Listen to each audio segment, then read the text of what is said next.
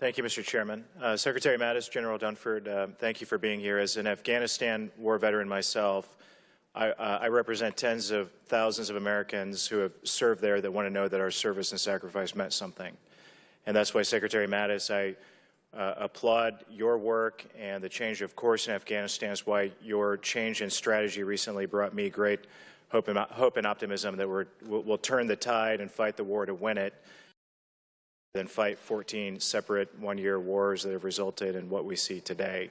I want to focus first for a moment on the specific mission of CSTICA and the over $70 billion that we've spent in ANSIF funding. And I know you've talked already about the wasted money on uniforms, but every week a different story piles up in a stack of stories that you can find by Googling waste in Afghanistan, from the headlines that I brought with me today: 43% of America's military weapons unaccounted for, Afghan forces lost $700 million in U.S. ammo, U.S. unsure if Afghan intel service even works despite $500 million in aid, $28 million wasted on Afghan uniforms, wasted money on payroll, wasted money on construction. You get the point. The list goes on. And these aren't stories from 10 years ago. These are stories from the last couple of years. So my first question is, I know you've already talked about the lessons learned, but what are we putting in place within the structure of CSTICA? What type of process are we creating to raise the level of accountability on this investment that we're making in the Afghan National Police and the Afghan military?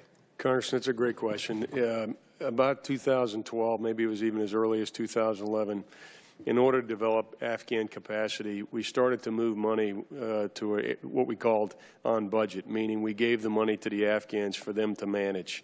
At one point, I think we had well over 70% of the money that we were giving to the Afghan forces that was on budget. We've actually walked that back. Now less than 25% of the money is actually administered by the Afghan government. 75% is administered to us. And for that 25%, we put in some rigorous conditionality. You talk about the lessons learned, rigorous conditionality to make sure that we have transparency.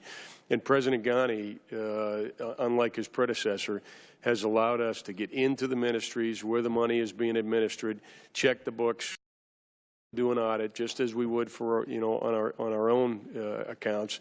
And I'm confident in telling you this, that the $4 billion plus that we provide to the Afghan security forces every year, our commander will have, in CSTICA as his executive organization, will have visibility. And I expect to be able to come back up to you and talk to you about the transparency and accountability that we have over those resources. So we have learned some lessons, but I think one of the more significant ones is that we're now delivering capability and equipment, and they weren't quite ready to execute the entire budget and have the kind of same standards that you suggest we should have. Thank you, General. As a follow-up to that, how do we know today more than ever, after supplying 14 years of weapons and ammunition, vehicles, uniforms, that we're giving the Afghans what they need and not what they want? Well, I think that's a constant process of refinement. But here's what I would tell you is the glimmers of hope. We bought Stryker vehicles. Those are being employed right now, and they actually have provided a competitive advantage of the Afghan forces over their counterparts. The aviation enterprise actually is a success story, and I think I don't know if you've been back recently, but I would hope when you go back you can see the Afghan Air Force in particular. So we delivered an A-29. It's an aircraft that's relatively simple to learn, simple to fly. As one of the congressmen mentioned, that we bring the pilots back to Moody Air Force Base. They're going back and they're being able to sustain that effort. So I believe right now that the lessons learned over the last few years have highlighted for us what equipment works, what equipment doesn't work. And to be honest with you, we do need to improve the accountability of equipment, the maintenance procedures and so forth. That's an area that the advisory effort is designed to address as well. I have 30 seconds left. I wish I had 30 minutes. But when we talk about rule of law in Afghanistan, it seems to me that one of the greatest inhibitors to the rule of law is Vice President Dostum.